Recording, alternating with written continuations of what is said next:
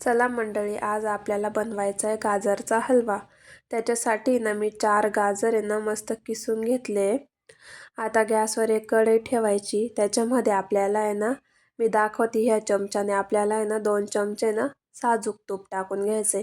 तुपामुळे आहे ना आपला गाजरचा हलवा आहे ना खूप छान लागतो. आता आपण आहे ना 2 चमचे तूप टाकून घेऊ. आता आपल्या तुपाला आहे ना चांगलं मेल्ट होऊ द्यायचं आहे आपल्याला. गॅसची फ्लेम पण आपल्याला आहे ना मोठीच ठेवायची. आणि आपलं तूप मेल्ट झालं का, मग त्याच्यामध्ये आपण जो किसलेला गाजराचा किस आहे ना तो टाकून घेऊ. आता आपल्याला जो किसलेला गाजराचा किस आहे ना तो आपल्याला टाकायचा आहे. आणि तूप टाकल्यामुळे ना गाजराचा हलवा पण खूप छान लागतो. आता आहे ना सगळा किस आपल्याला याच्यात टाकला गेला. आता आपण याला चांगलं हलवून घेऊ. आता चांगला हलवला का आपल्या गाजराचा बघा किती छान रंग बदललेला आहे. मला अजून 1 चमचा तूप टाकू वाटतंय म्हणून मी त्यात टाकून घेते. आणि आता परत आपल्या हलव्याला आहे ना चांगलं किसलेला गाजराच्या किसाला आहे ना चांगलं हलवून घ्यायचं आहे आपल्याला. आणि आता आपण ना एकजीव होईपर्यंत हलवून घ्यायचं आहे. आणि आता आपल्याला याच्यावर आहे ना झाकण ठेवून द्यायचं आहे. आणि आपल्याला या हलव्याला आहे ना चांगलं शिजू द्यायचं आहे. 5 ते 10 मिनटं झाकण ठेवते मी. आता 5-10 मिनटांनी झाकण काढून बघते तर किती छान शिजलेला आहे बघा आपला गाजराचा किस. आता आपल्याला याच्यामध्ये ना काही ड्रायफ्रूट्स टाकून घ्यायचे. त्याच्या आधी ना परत आपण 5 मिनटं झाकण ठेवून देऊ आणि बघू. 5 मिनटं त्याला पूर्ण आपल्याला सॉफ्ट होऊ द्यायचं आहे. परत 5 मिनटांनी झाकण काढून बघायचं तर आता बऱ्यापैकी आपला हलव्याचं ना मिश्रण आपलं सॉफ्ट झालेलं आहे.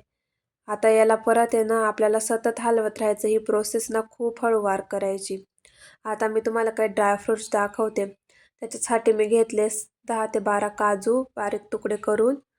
त्याच्यानंतर आपल्याला घ्यायचे 5 ते 6 पिस्ता, ते पण बारीक कट करून घेतले. 8 ते 9 बदाम, हे पण बारीक कट करून हे आता आपल्याला सगळं टाकायचं आहे त्याच्यात. याच्यामुळे ना आपल्याला आपल्या हलव्याला खूप छान चव येते. आता या टाकल्या गेल्यानंतर आपल्याला आहे ना याला चांगलं हलवून घ्यायचं आहे. आता आहे ना आपल्या हलव्याला चांगला आपल्याला हलवून घ्यायचं आहे. ड्रायफ्रूट्स पण आहे ना आपल्या त्या हलव्यामध्ये चांगले मऊ होतात. आता चांगलं ना 2-3 वेळा चांगलं हलवून घ्यायचं आहे. बघा आपल्या गाजराला किती छान कलर पण आला आहे आपल्या किसला. आता याच्यात आपल्याला आहे ना दूध टाकून घ्यायचं. त्याच्यासाठी मी ना अर्धी वाटी दूध घेतलं आहे. ते दूध मी आता याच्यात टाकून घेते. आणि दुधामुळे ना आपल्या हलव्याला पण चव छान येते. आता हे दूध मी टाकून घेतलेलं आहे. आता याला चांगलं आपल्याला ना हलवून घ्यायचं आहे. आता आपल्या किसलेल्या गाजराला ना कलर पण बदलेल. पण आहे ना आपला हलवा आहे ना असा थोडा रसरशीतच छान लागतो. त्याच्यामुळे ना दूध तुम्ही आवर्जून टाका. दूध जर टाकलं नाही ना हलवा चव नाही देत आणि असा थोडा कोरडा लागतो. आता आपल्याला ना याच्यावर झाकण ठेवून द्यायचं आहे आणि 5 ते 10 मिनटं राहू द्यायचं आहे.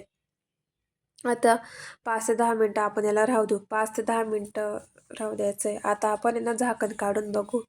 तर आपल्या हलव्याला बघा किती छान तयार आलं आणि आजूबाजूने ना तूप पण चांगलं सुटलेलं आहे आपल्या हलव्याला. आता याला आहे ना परत हलवून घ्यायचं आहे. आता याच्यामध्ये ना आपल्याला आहे ना आवडीनुसार साखर टाकून घ्यायची. ज्याला जितकं गोड हवं ना त्याने तितकं टाकायचं आहे. आता मी ना याच्यात 6 चमचे साखर टाकणार आहे.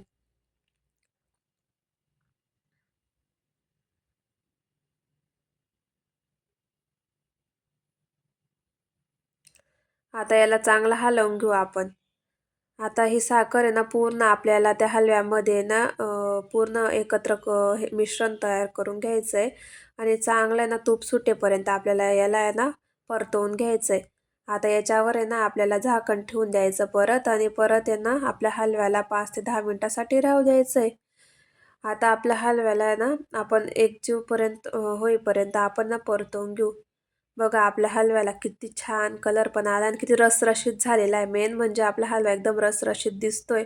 नाही तर हलवा खाताना आहे ना असं म्हणजे दाणेदार लागला पाहिजे तसाच आपला हलवा पण दिसतोय बघा.